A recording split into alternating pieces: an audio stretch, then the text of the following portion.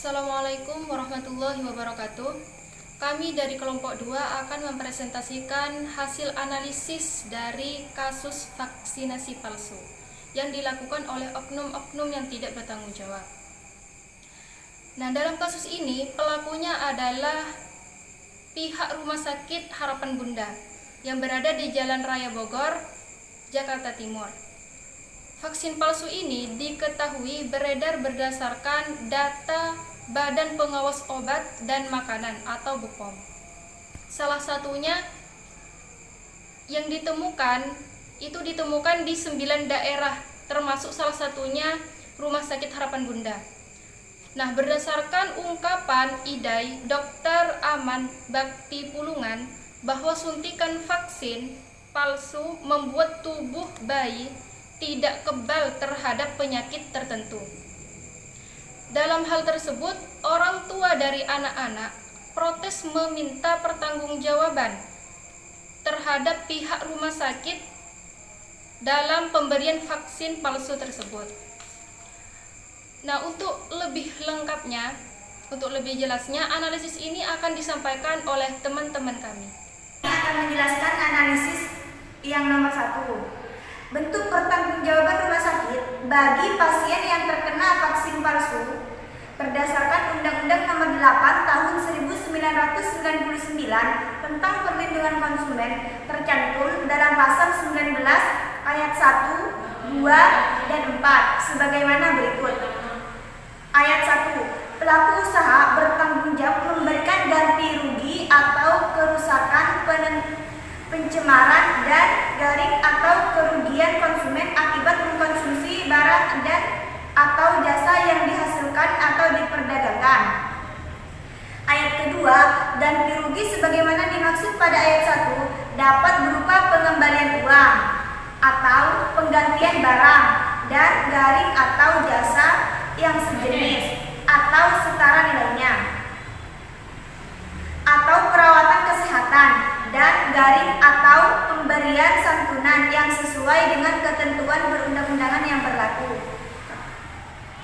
Karena menurut Ketua IDAI Aman Bakti Pulungan menyebut suntikan vaksin palsu membuat tubuh bayi tidak kebal terhadap penyakit tertentu.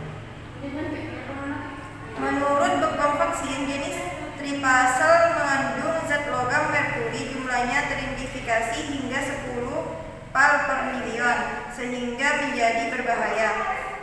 Ayat 4. Ketentuan sebagaimana dimaksud pada ayat 1 dan 2 tidak menghapuskan kemungkinan hanya tuntutan pidana berdasarkan pembuktian lebih lanjut mengenai adanya unsur kesalahan. Selanjutnya, analisis yang kedua akan dijelaskan oleh teman kita. Yang kedua adalah analisis pemberian sanksi terhadap rumah sakit yang memberikan vaksin palsu. Yang pertama, berdasarkan Undang-Undang Perlindungan Konsumen Pasal 60 Bagian Pertama tentang Sanksi Administratif Ayat 1, Badan Penyelesaian Sengketa Konsumen berwenang menjatuhkan sanksi administratif terhadap pelaku usaha yang melanggar Pasal 19 Ayat 2 dan Ayat 3, Pasal 20, Pasal 25, Pasal 26 dengan penetapan ganti rugi paling banyak Rp200 juta. Selanjutnya, sanksi pidana pasal 61 bahwa penuntutan pidana dapat dilakukan terhadap pelaku usaha dan atau penerusnya apabila direktur rumah sakit yang terbukti memberikan persetujuan pembelian vaksin palsu dikenakan sanksi berjenjang dan rumah sakit tersebut diturunkan grade akreditasinya dan bila sampai dicabut dan bisa sampai dicabut izin praktiknya dengan menutup operasionalnya. Selanjutnya, yang ketiga akan dibacakan oleh teman kami. Oke, saya akan menjelaskan analisis yang ketiga.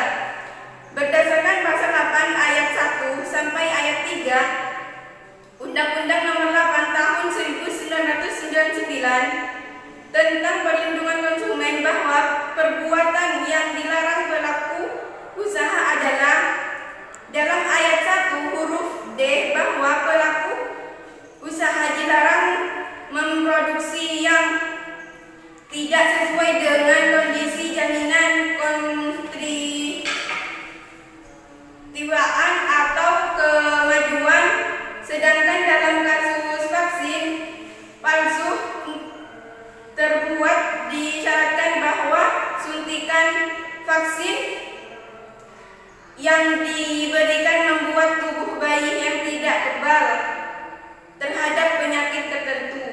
Dalam pasal 8 ayat 3 bahwa pelaku usaha dilarang memperdagangkan persediaan farmasi dan pangan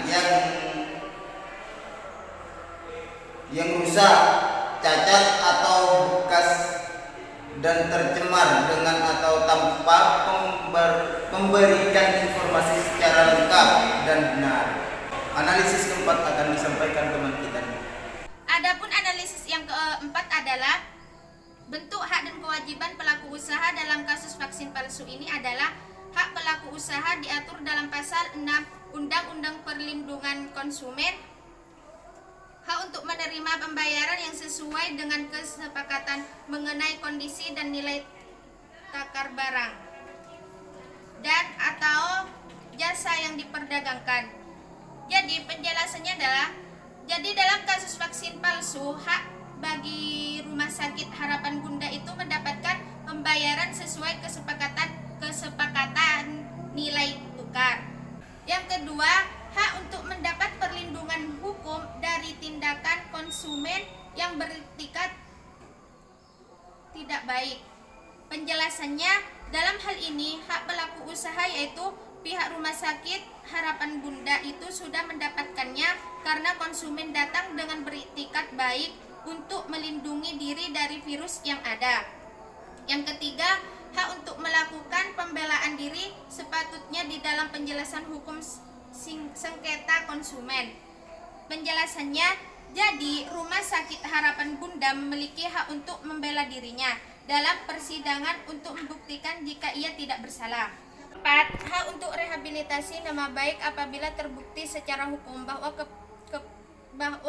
kerugian konsumen tidak diakibatkan oleh barang dan atau jasa yang diperdagangkan. Penjelasannya, dalam hal ini Rumah Sakit Harapan Bunda apabila dinyatakan tidak bersalah, dia berhak untuk mengembalikan nama baiknya, mendapatkan rehabilitasi nama baik dirinya. Kewajiban terdapat dalam pasal 7 Undang-Undang Perlindungan Konsumen. 1. Beritikat baik dalam melakukan kegiatan usahanya. Dalam kasus ini, Rumah Sakit Harapan Bunda karena telah melanggar aturan dalam usaha vaksin tersebut yang nyatanya palsu, tentu tak melaksanakan kewajibannya untuk beritikat baik dalam melakukan kegiatan usaha dengan terbukti adanya bahaya dari vaksin. 2.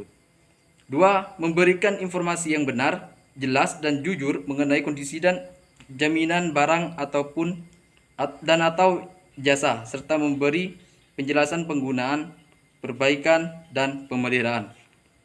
Dalam hal ini, Rumah Sakit Harapan Bunda tidak menjamin keamanan vaksin tersebut karena jelas-jelas ada bahayanya bagi pengguna. 3. Memperlakukan atau melayani konsumen secara benar dan jujur serta tidak diskriminatif.